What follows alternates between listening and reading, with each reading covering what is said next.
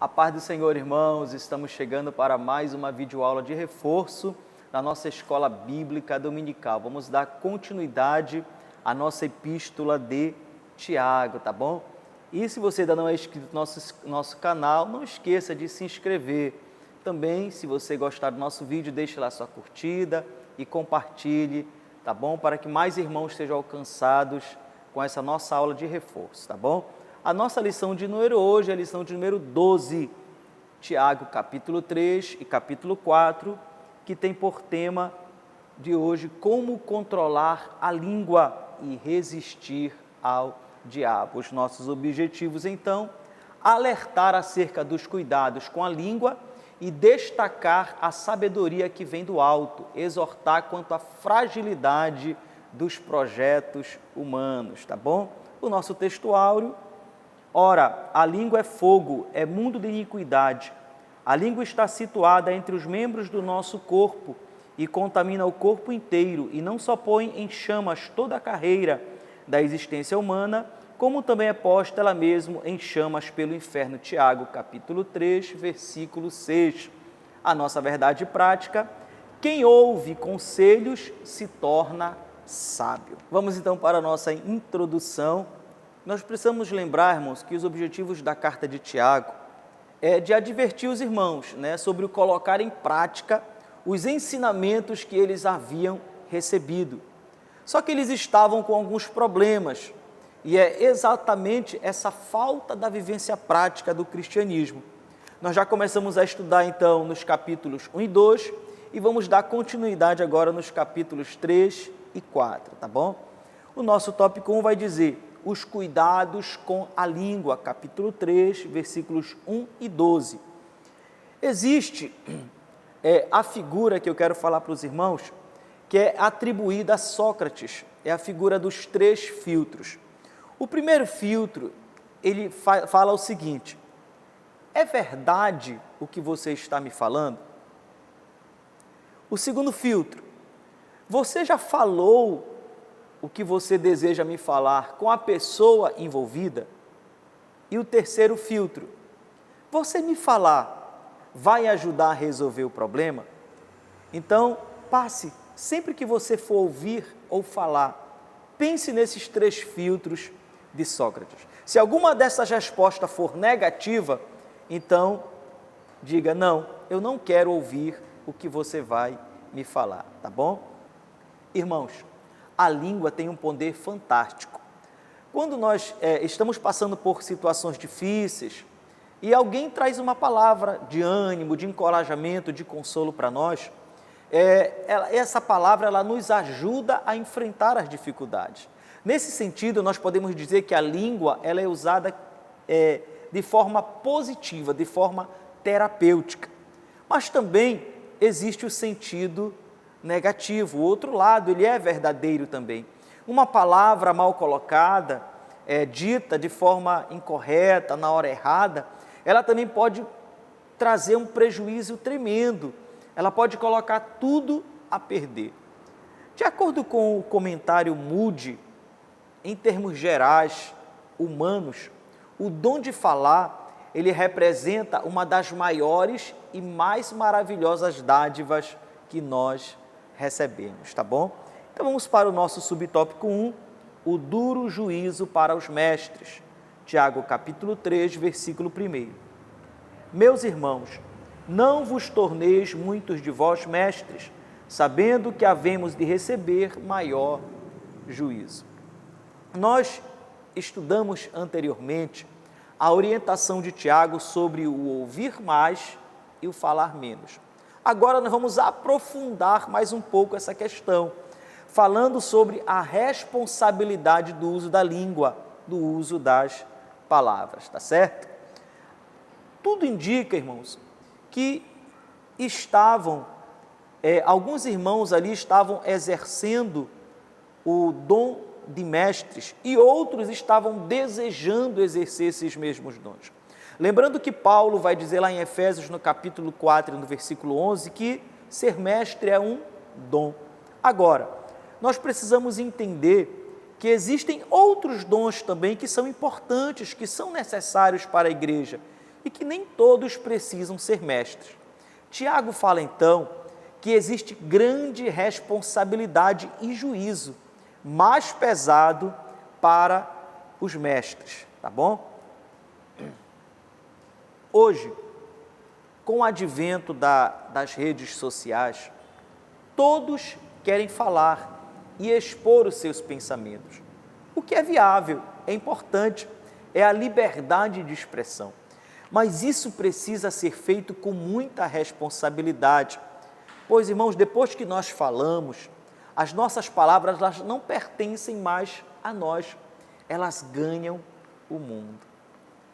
Às vezes, nós pensamos que Tiago está falando apenas da questão da fofoca, mas não é só isso. Tiago, ele está falando no sentido muito mais abrangente, que envolve toda a nossa vida e tudo ao nosso redor.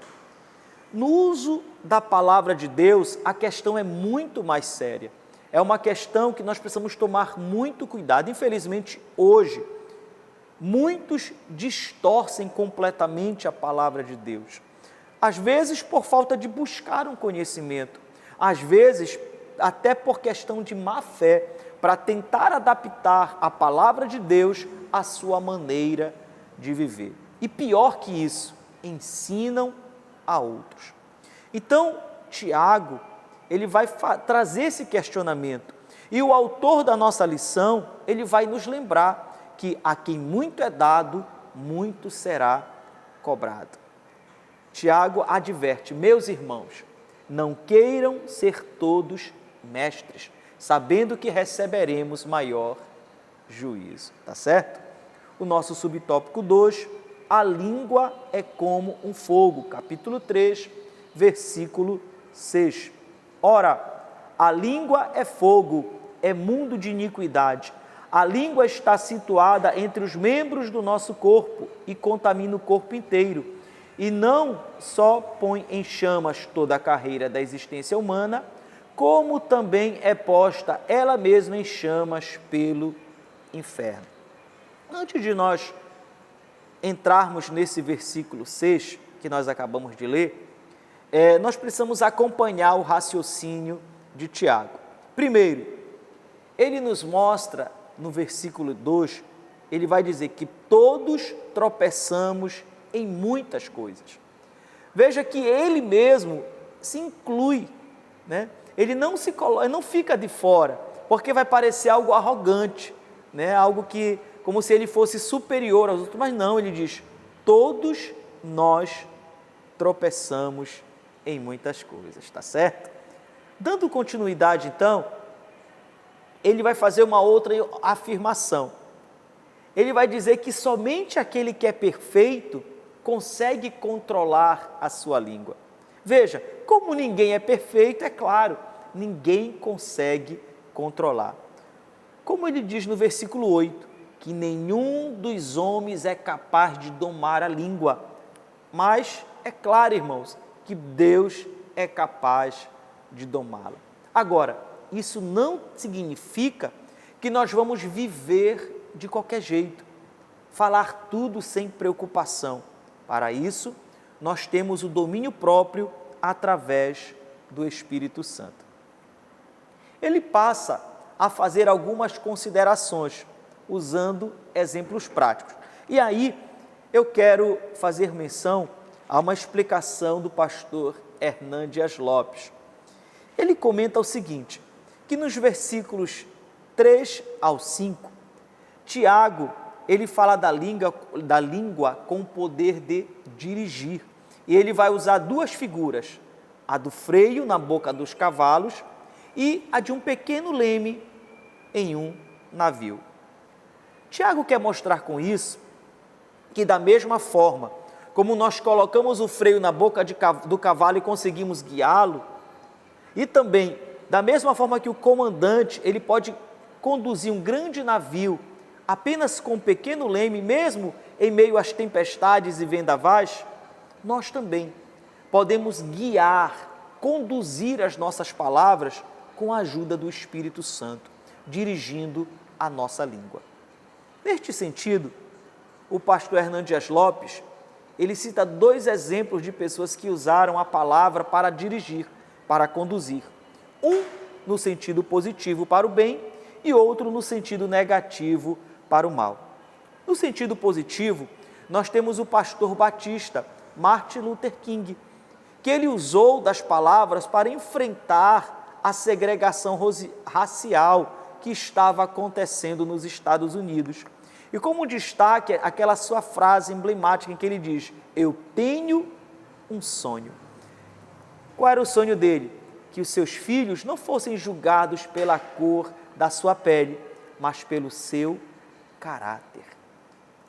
Do lado negativo, irmão, nós temos Adolf Hitler. Alguns dizem que ele era um exímio orador e ele usou as suas palavras para promover suas ideologias discriminatórias que vieram culminar na Segunda Guerra Mundial. Agora, dos versículos 5 até o versículo 8, Tiago passa a mostrar a língua com o poder de destruir.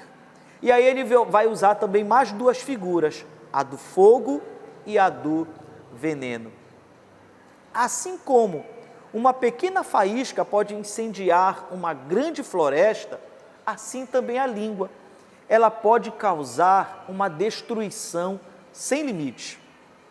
Você conhece, e nós conhecemos, vários exemplos de grandes incêndios que começaram apenas com uma pequena fagulha de fogo. Tiago, então, ele coloca a língua também com a capacidade de matar os seus ouvintes. Por quê?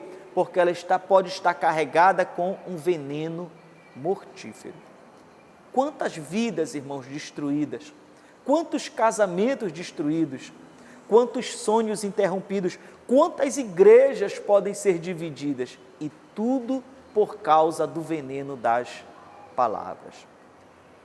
Nos versículos 11 e 12, Tiago, ele vai falar agora que a língua, ela pode ser usada com o poder de deleitar. Ele usa a figura da fonte e da árvore. Perceba que a língua, da nossa língua, das nossas palavras, podem jorrar, ele vai dizer, água doce. Isso você vê no versículo 11. Quando nós falamos palavras agradáveis, de conforto, de encorajamento e de deleite. Mas também a nossa língua, ela pode produzir fruto. No versículo 12, palavras boas podem produzir o deleite da vida. Jesus, irmãos, ele chegou a dizer que a boca fala do que está cheio o coração. Que o nosso coração, ele possa estar cheio de Deus, ele possa estar cheio de amor, para que os nossos lábios possam fluir coisas boas, palavras que produzam bons frutos para a glória de Deus, tá certo? O nosso subtópico 3, a dupla função da língua, capítulo 3, versículo 10. De uma só boca procede bênção e maldição. Meus irmãos, não é conveniente que estas coisas sejam assim. Agora, é importante observar aqui o contraste que pode acarretar o uso da língua nos versículos 9 e 10. Vejam que a língua, ela pode servir tanto para amaldiçoar, como ela pode servir para abençoar, tanto para matar, quanto para dar a vida. Da mesma boca, nós podemos bendizer a Deus e amaldiçoar as pessoas. Agora, nós precisamos abrir um parêntese aqui, porque o que seria este abençoar e amaldiçoar? Nós precisamos tomar muito cuidado com a questão do misticismo. Não quer dizer que porque eu falei uma palavra, esta palavra tem o poder de afetar a vida de alguém no sentido místico. Não é isso. É porque a palavra, irmãos, ela carrega sentimentos, ela carrega emoções. Então, aquilo que eu falo, de certa forma, pode influenciar a vida de alguém de forma positiva ou de forma negativa. Nós louvamos a Deus. Para isso nós fomos criados. E Ele é bendito eternamente, independente de nós. Mas cabe a nós gratidão e louvor a seu nome. E com relação às pessoas? As nossas boas palavras, os elogios, a nossa intercessão por elas diante de Deus, mesmo por aquelas que talvez não gostem de nós, como Jesus disse lá em Mateus, no capítulo 5, no versículo 44, que vão expressar o nosso desejo mais sincero de que recebam a bênção de Deus através de Jesus. Veja, nós podemos acabar de participar de um culto e em seguida nós podemos amaldiçoar os nossos irmãos. A Bíblia, ela está repleta de exemplos, desde Gênesis e nos demais livros, que mostram a importância de abençoar, como os patriarcas abençoavam a sua descendência, como Melquisedeque, que nós estudamos na carta de Hebreus, abençoou Abraão, e como Jacó abençoou a Faraó. Tiago mostra que a natureza, ela segue o curso normal, que de uma mesma fonte não pode dar água doce e amarga. Também a figueira não pode produzir azeitonas, nem a videira figos. Logo, é inaceitável, irmãos, que da nossa boca proceda bênção e maldição. No final do versículo 10, Tiago diz o seguinte, que não é conveniente que estas coisas sejam assim. E aí eu quero abrir mais um parêntese aqui, para trazer uma triste constatação nos dias de hoje, que infelizmente muitas famílias estão perdendo aquele costume de se tomar bênção das pessoas mais experientes, mais idosas, de se tomar bênção dos pais, dos avós, dos tios, né? Mas que nós possamos resgatar esse bom costume de tomar bênção e de abençoar. E que se nós tivermos que falar alguma coisa, que seja para abençoar, tá bom? O nosso tópico 2, então, sabedoria que vem do alto, capítulo 3, do versículo 13 ao 18. Eu quero citar aqui o comentário IESB, que ele traz a seguinte colocação: a sabedoria era algo importante para o povo judeu. Eles entendiam que não bastava ter conhecimento, mas que também era preciso ter sabedoria, a fim de aplicar esse conhecimento de forma correta. Todo mundo já encontrou um indivíduo extremamente inteligente, talvez quase um gênio, mas que, no entanto, não consegue realizar algumas tarefas mais simples da vida, não é verdade? Vamos então para o nosso subtópico 1, a verdadeira sabedoria, capítulo 3, versículo 13. Quem entre vós é sábio e inteligente, mostre mansidão de sabedoria, mediante com digno proceder as suas obras. Gente, no capítulo 1, Tiago nos orienta a pedir a sabedoria a Deus. Agora, depois de falar do uso da língua, ele fala do nosso procedimento usando a sabedoria que vem de Deus. A sabedoria que é demonstrada através do bom proceder das boas obras. Este era o entendimento que os judeus tinham de sabedoria. Tudo indica que alguns irmãos estavam se gloriando da sabedoria que pensavam possuir, gabando-se de serem sábios.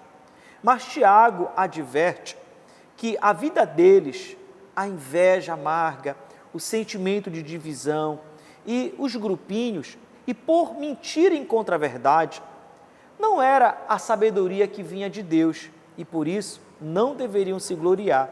Ele vai dizer que esta era outra sabedoria. E aí nós vamos para o nosso subtópico 2, a sabedoria terrena, capítulo 3, versículo 15. Esta não é a sabedoria que desce lá do alto, antes é terrena, animal e demoníaca.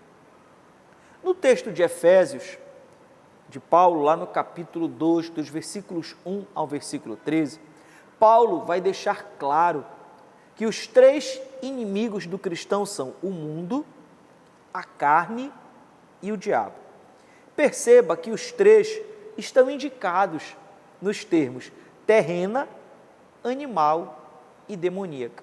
Tiago faz esse destaque da sabedoria que não vem do alto, e aí ele vai expor algumas características. Primeiro, a letra A, ela é terrena. Pela própria palavra, já fica claro, é do mundo, não é de Deus.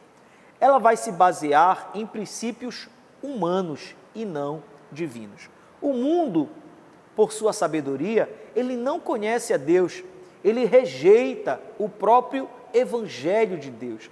Pois, de acordo com Paulo, em 1 Coríntios, no capítulo 1, no versículo 18, ele lhe parece loucura. A letra B vai dizer animal. Ela está relacionada ao homem. Tudo indica que ela está relacionada também à natureza decaída do homem.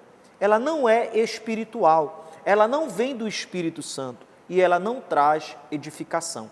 A sabedoria humana, ela vem da razão. A sabedoria divina, ela vem da revelação. Tá bom? A letra C vai dizer demoníaca. O autor da lição, ele menciona 1 Timóteo capítulo 4, versículo 1, em que Paulo alerta que nos últimos dias muitos dariam ouvidos a espíritos enganadores e à doutrina de demônios. Ela começou a influenciar a raça humana desde o Éden, quando Satanás enganou o primeiro casal, percorrendo todo o relato bíblico, estendendo-se até os dias de hoje. É a sabedoria de Satanás, que opõe-se à sabedoria de Deus. Tiago, ele relaciona aqui, a partir do versículo 14, os elementos que indicam a presença de tal falsa sabedoria. Vejam só. Primeiro ele vai dizer inveja amargurada, ou seja, o sentido de ambição egoísta não realizada, daí a amargura. Depois ele fala sentimento faccioso, partidarismo, que só conduz a contendas e a divisões. Depois, vanglória, o gloriar-se a si mesmo, ao invés de transferir toda a glória para Deus. E também mentir contra a verdade, o dolo. Vejam a sequência: inveja, divisão e o desejo de gloriar-se, que geralmente envolve mentiras. Já no versículo 16, Tiago, ele finaliza dizendo que onde há essas coisas, aí há confusão e toda espécie de coisas ruins. O nosso subtópico 3 vai dizer a sabedoria que vem do alto. Capítulo 3, versículo 17. A sabedoria, porém, lá do alto, é primeiramente pura, depois pacífica, indulgente, tratável, plena de misericórdia e de bons frutos, imparcial, sem fingimento. Em contraste com a sabedoria terrena, animal e diabólica, Tiago, ele descreve agora a sabedoria lá do alto, a qual devemos buscar com fé. Vamos ver as características que operam em quem possui esta sabedoria. A letra A vai dizer, primeiramente, ela é pura, que significa santo, perfeito, limpo, livre de qualquer contaminação. A letra B vai dizer pacífica, paz que vem pela santidade. Se a igreja for pura, consagrada a Deus, haverá paz. A letra C vai dizer indulgente, manso, brando, gentil, complacente, compreensivo, tolerante. Uma pessoa indulgente não provoca brigas deliberadamente, mas também ela não cede no que se refere à verdade, só para manter a paz. A letra D vai dizer tratável. A pessoa é de boa comunicação, de fácil convivência, pode discordar sem ser desagradável. Nossa letra E, então, plena de misericórdia, ou seja, cheia de compaixão. E a letra F, plena de bons frutos. Os dons, eles podem até demonstrar carisma, mas o fruto revela o caráter. A sabedoria de Deus, ela não torna a vida vazia, mas mais produtiva. E a letra G, imparcial, sem fazer acepção de pessoas, agir com retidão e justiça, sem temer, tá bom? E a nossa letra H, então, sem fingimentos, ou seja, gente, sem hipocrisia. A palavra grega, que no português significa fingido, ele traz o sentido de alguém que usa uma máscara, um autor. A origem determina o resultado. A sabedoria do mundo, ela produz resultados mundanos. Porém, a sabedoria do alto, ela vai produzir, então, resultados espirituais. Que nós possamos pedir a Deus, então, a sabedoria que vem do alto, tá certo? Acabamos o capítulo 3, vamos agora para o capítulo 4, nosso tópico 3, resistindo ao diabo, dos versículos 1 até o versículo 17. A primeira coisa que nós precisamos entender é que pensa enganado aquele que acha que pode resistir ao diabo repreendendo o diabo. Tiago aqui no capítulo 4, ele vai nos mostrar que nós precisamos agir de maneira correta para colocar o diabo então para correr, tá certo? O nosso subtópico 1 vai dizer a origem das disputas. Capítulo 4, versículo 1. De onde procedem guerras e contendas que há entre vós? De onde, senão dos prazeres que militam na vossa carne? Nos capítulos anteriores, Tiago, ele já começou a tratar então sobre alguns problemas que estavam acontecendo dentro da igreja. Ele falou sobre o poder que há na língua, depois sobre os que desejavam ser líderes, mas que não tinham um bom testemunho e que queriam apenas por cobiças, buscavam posição apenas pelos motivos errados. Agora ele vai mostrar de onde se originam todos estes problemas e contendas. E por incrível que pareça, gente, essa origem que Tiago fala, ela não vem do mundo, ela não vem do diabo, isso mesmo. Ele vai mostrar que todos os problemas que existem no mundo, todas as guerras, elas têm origem no coração humano, nas paixões do nosso coração. Foi bem o que Jesus disse lá em Mateus, no capítulo 15, versículo 19, porque do coração procedem os maus desígnios, homicídios, adultérios, prostituição, furtos, falsos testemunhos e blasfêmias. Nós precisamos entender também que nós fomos salvos pela graça, que Jesus, ele nos lavou com o seu sangue, mas que nós vamos lutar a vida toda, ou seja, até o fim da nossa vida, contra a nossa natureza pecaminosa. O nosso coração é ruim. Os prazeres, eles não são maus em si mesmos.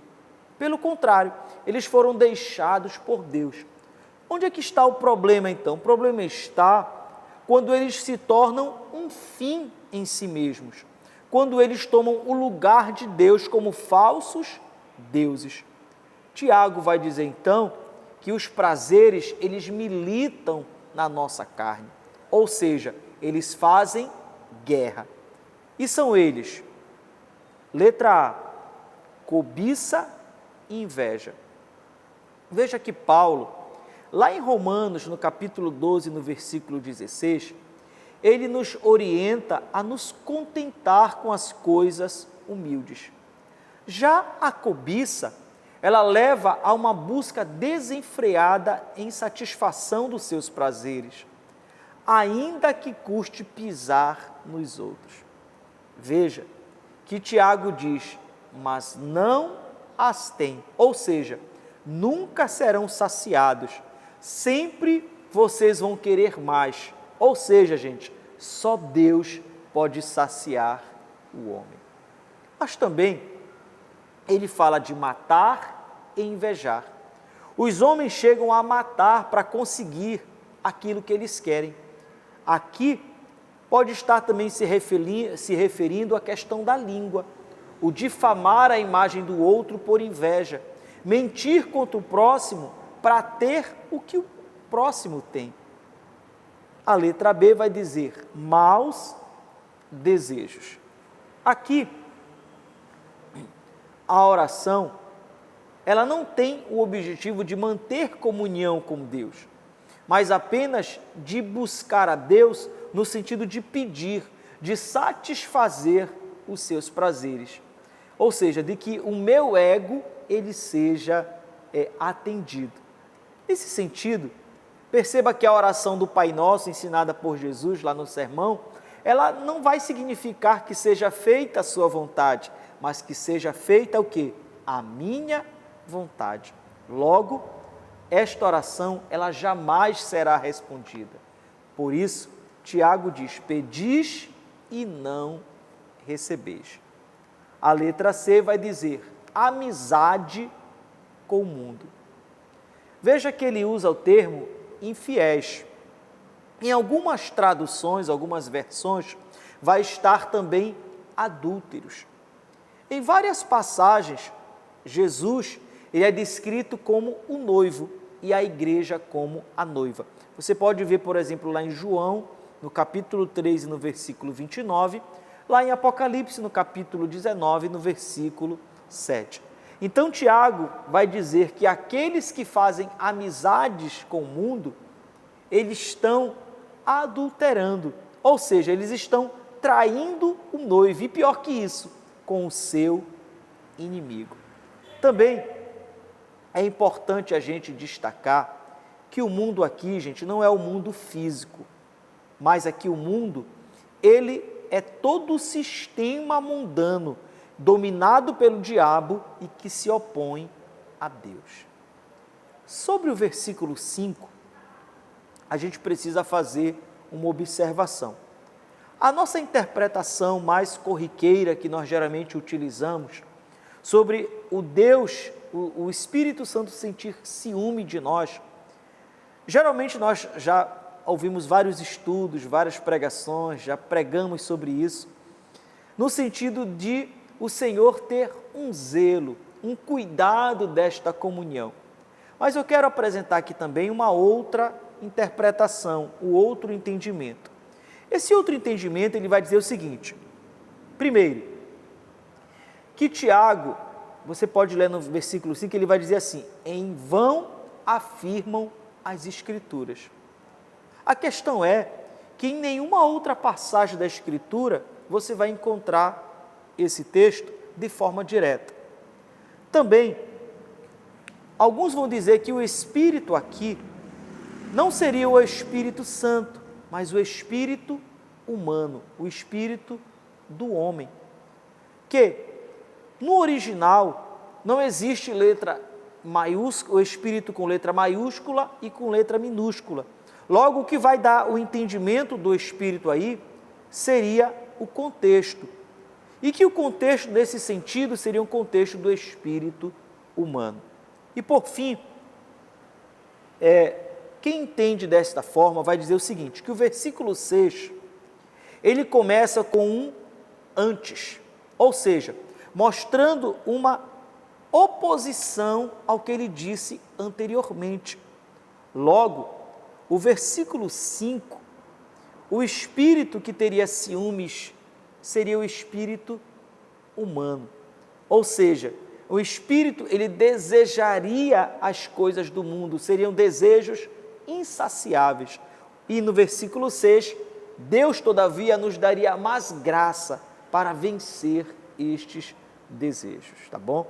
Mas, para você entender melhor, você pode ler na Nova Tradução da Linguagem de hoje, que você vai perceber que esse entendimento vai ficar bem claro. tá bom? O nosso subtópico 2, como colocar o diabo para correr, capítulo 4, versículo 7. Sujeitai-vos, portanto, a Deus, mas resisti ao diabo, e ele fugirá de vós. Tiago, ele vai nos mostrar, então, como nós podemos vencer estes prazeres que militam na nossa carne e são inflamados pelo diabo. Primeiro, a letra A vai dizer, sujeitando-se ou sujeitar-se a Deus. Estar em completa submissão, render-se completamente a Ele. Veja que lá em Hebreus, no capítulo 12, no versículo 9, o texto aqui mencionado na nossa lição, e que nós já estudamos anteriormente, está bem enfatizada essa submissão. Agora, é preciso uma entrega incondicional. Esta é a única maneira de nós obtermos vitória. Entregar a Deus todas as áreas da nossa vida, pois Ele dá graça aos humildes. A letra B, ela vai dizer, resistir ao diabo. Resistir é lutar contra, é opor-se. E se só é possível resistir ao diabo após nós estarmos sujeitos a Deus? Vejam, não existe força em nós para resistir, só se nós estivermos sujeitos a Deus. A lição ela vai nos mostrar dois exemplos, o de Davi e de Adão, que não resistiram o momento todo e acabaram caindo. Mas Jesus, Ele é o nosso grande exemplo de resistência. Geralmente nós pensamos na provação lá no deserto, mas gente, a vida toda de Jesus foi uma vida de provação. O tempo todo Jesus foi provado. O tempo todo procuraram pegar Jesus em alguma coisa, mas em tudo ele resistiu e em tudo ele venceu. E com a ajuda do Espírito Santo, com o entendimento correto das Escrituras e a prática, nós também somos capacitados a vencer. Agora, nós não podemos ceder em momento algum. Veja, os degraus da vitória que Tiago vai expor agora aqui a partir do versículo 8, ele começa a mostrar então os degraus para que nós possamos vencer. Primeiro ele começa dizendo, chegai-vos a Deus. Aproximação de Deus com as mãos purificadas, ou seja, obras santificadas. Deixar toda a duplicidade, isto é, toda inconstância e dúvida. Permitir que o nosso coração seja purificado pela palavra de Deus e pelo Espírito Santo. Lamentar pelos nossos pecados, que envolve arrependimento sincero e, por fim, nos humilharmos na presença do Senhor. Só assim teremos vitória garantida. Pois Tiago diz, e Ele vos exaltará. E por fim, o nosso subtópico 3, se Deus quiser, capítulo 3, versículo 13. Atendei agora, vós que dizeis, hoje ou amanhã iremos para a cidade tal, e lá passaremos um ano, e negociaremos, e teremos lucros. Irmãos, tudo que nós estudamos aqui faz parte do que nós chamamos de mundanismo.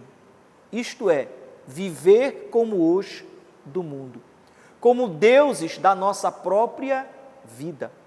Isso é uma arrogância total, que vai chegar ao seu ápice quando nós fazemos planos sem levar Deus em consideração. Tiago, ele não é contra fazer planos. O planejamento, ele faz parte da nossa vida, ele é essencial para a nossa vida. Agora, o planejamento sem levar Deus em consideração é como se o homem fosse o seu próprio Deus, e isto é loucura. Veja o exemplo de Jesus lá em Lucas, no capítulo 18, no versículo 20. Aquele homem que você lembra que ele começou a ter muita produção, que ele pensou, eu vou ampliar o meu celeiro, e ele disse, minha alma, agora você pode se regozijar. No versículo 20, Jesus, então diz o seguinte, ele ouviu uma voz que perguntava, dizia, louco, esta noite pedirão a tua alma, e o que tu tens preparado, para quem será? E aqui a partir do versículo 13, então, Tiago começa a exortar os irmãos que estavam agindo dessa maneira, como mundanos. Veja, no versículo 14, Tiago ele vai fazer uma citação de Provérbios, capítulo 27 e o versículo 1. E o objetivo dele é enfatizar a incerteza, a temporalidade da vida. Fazer planos sem levar em consideração aquele que é o dono da vida é pura arrogância. Nós não sabemos, na verdade, se estaremos vivos já no próximo milésimo de segundo, não é verdade? Então, Tiago diz que, em vez de dizer, amanhã faremos isso ou aquilo, os irmãos e nós também, é claro, deveríamos dizer, se Deus quiser, tá bom? Agora, isso precisa ser verdadeiro. Vemos, às vezes, as pessoas falando se Deus quiser, simplesmente por falar, como um impulso natural, sem, na verdade, avaliarem aquilo que foi falado.